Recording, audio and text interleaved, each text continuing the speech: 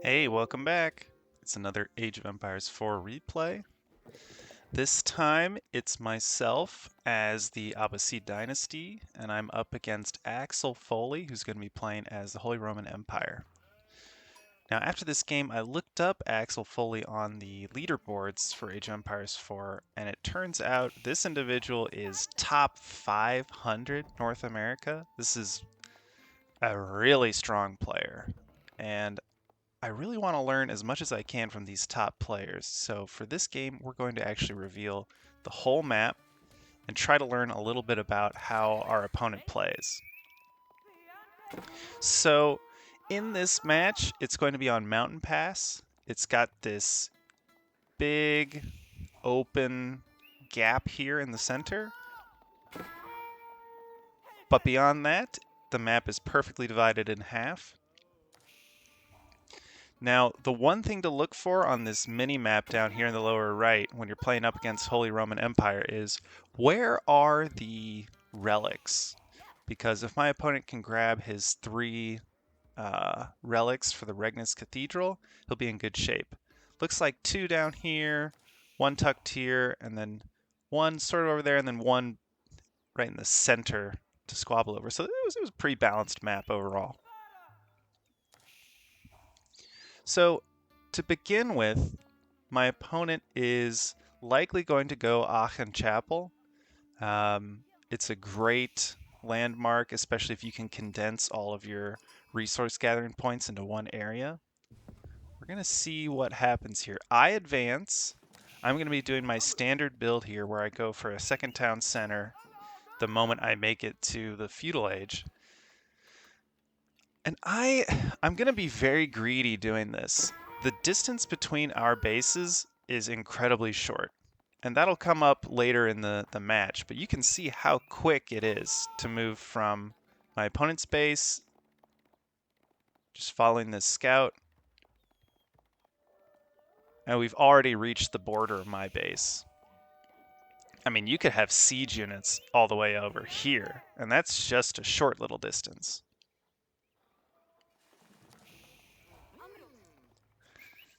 So here I go with my standard build. I'm going to start collecting stone, get down my second town center as quickly as I can. My opponent finishing up the Aachen Chapel. For little notes about the Holy Roman Empire, this Aachen Chapel will inspire units all around it when there is a prelate inside of it. So he's going to tuck this guy into the building, and now every villager around this building is going to be inspired. And when villagers are inspired, they gather resources 40% faster. So if he can keep his villagers working in this area, then he's going to be in good shape. It's going to influence these villagers who are chopping wood. It's going to influence these villagers who are mining gold. And you can notice he's even put his sheep over here on the right side of his town center, closer to the Aachen Chapel, because he wants the villagers who are gathering from these sheep to be inspired as well. So there we go. You can see them all glowing. They've all got the inspired enhancement. He's putting down a stable, likely to make some horsemen to harass and scout. Me, gain down an archery range. Now, this is kind of a blind archery range. This is kind of a blind stable from him. Ultimately, this was the better decision by him. He's going to be able to make horsemen, which are decent versus archers. Alternatively, yeah, I can make camel riders, but they're very expensive. While they'll be able to help deal with the horsemen, they might not be all that great. Opponent going for a quick wall.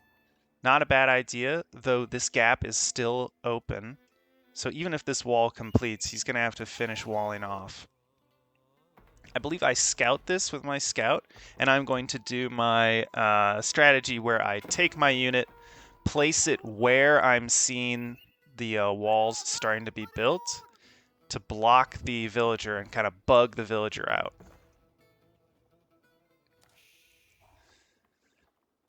And my opponent is floating a decent number of resources here. I'm curious what he's going to do, because he's piled up a bunch of villagers in his town center. It looks like he's unsure what to do with his resources. I assume he's probably going to scout out, see what's happening. And it looks like he's building, yeah, the rest of that wall.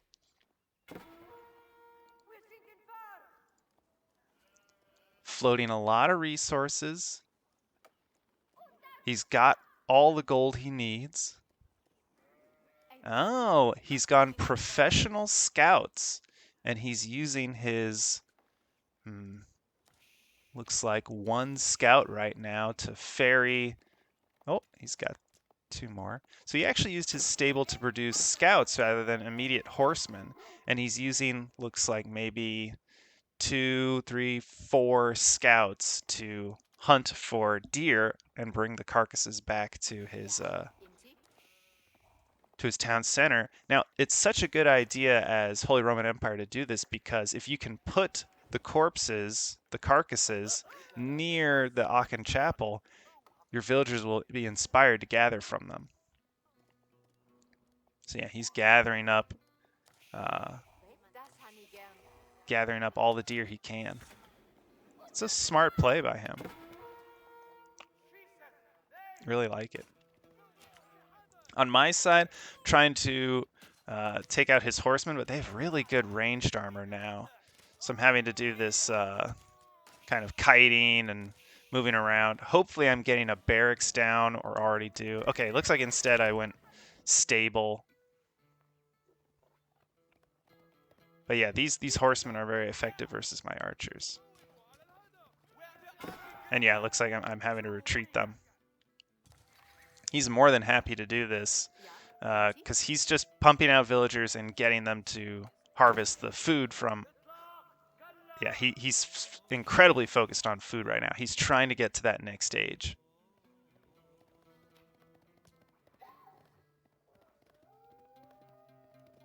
A little bit of skirmishing going on, nothing that crazy. I get down my barracks, but notice that I have all 3 military buildings. I have barracks, I have archery range, I have stables.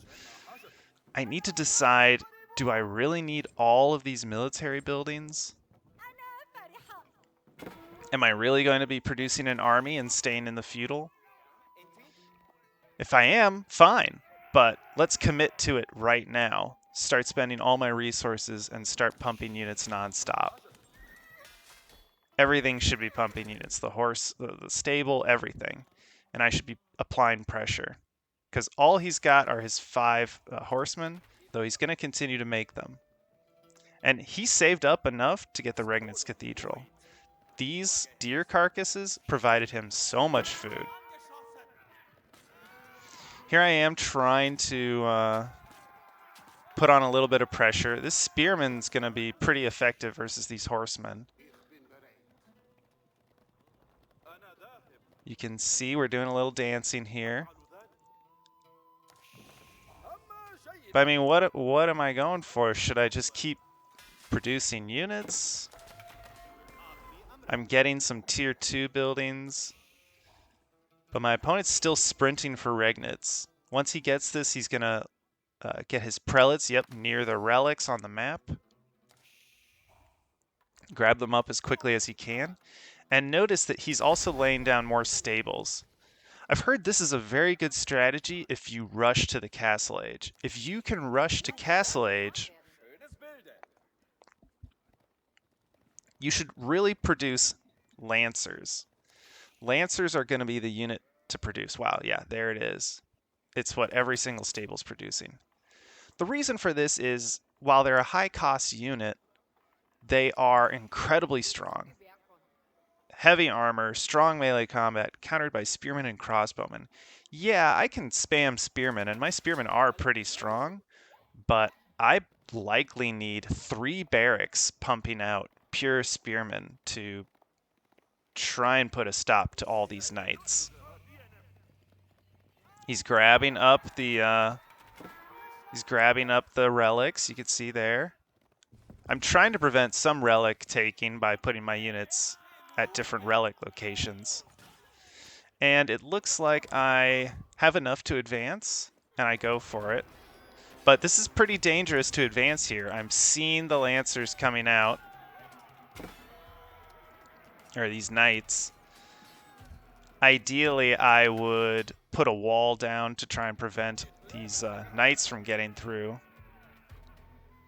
But right now, I should say to myself, holy crap, I need barracks. Yep, and I'm putting them down right now. Need to retreat these villagers back. There's no way I'm going to be able to keep collecting from this food location. I'd like to just have my spearmen fight if they can. But look at that. The spearmen get maybe like a hit in, and then they go down. Villager-wise, I have 50. My opponent is at 37. So you can see I have the villager advantage right now, but I am actively getting harassed right here. This camel archer is surprisingly helpful. It's reducing the damage. Ooh, a little bit of a misrally with my villagers there. There's still tons of military units here. I should not have brought my villagers back out. That's already equalizing. So now I'm at 45. He's at 39. Just that one misrally with my units there is a huge win for my opponent and equalized the villager count a bunch. He's actually using his scouts to steal away the deer carcasses that I was hunting. And he knows I have to keep gathering from these berry bushes. Up there's some more. Oh, 2 more villagers. 3, 4. I'm down to 43 now. He's at 40. The advantage I had to having a second town center is almost completely gone. Got a lot of spearmen. Okay, good. Take out a scout trying to get away with a corpse or a carcass.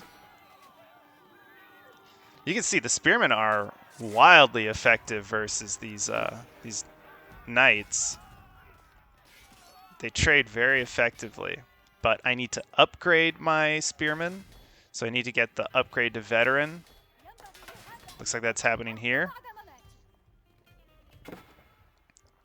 And the other issue behind all this is while my opponent is putting on this knight pressure, he has collected the 3 relics he needs at the Regnitz Cathedral. So now his income, look at that gold income. That's insane.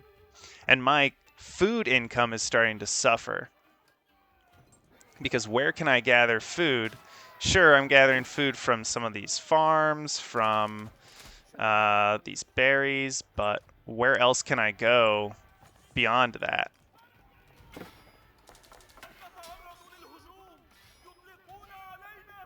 Still losing villagers. He's at 40, or I'm at 46. He's at 44. Yeah, it's completely equalized. And I'm just losing villagers left and right. Yeah. So where do you collect food now as me? Yeah, these knights are getting killed. So that's good. And these spearmen are doing a great job versus them. And the nice part is my opponent doesn't have a blacksmith, so these are just plain knights with no upgrades. On my end, I actually have increased melee armor, so that's actually a pretty good upgrade to have. Looking back on it, it was surprisingly close when the knights began their attack.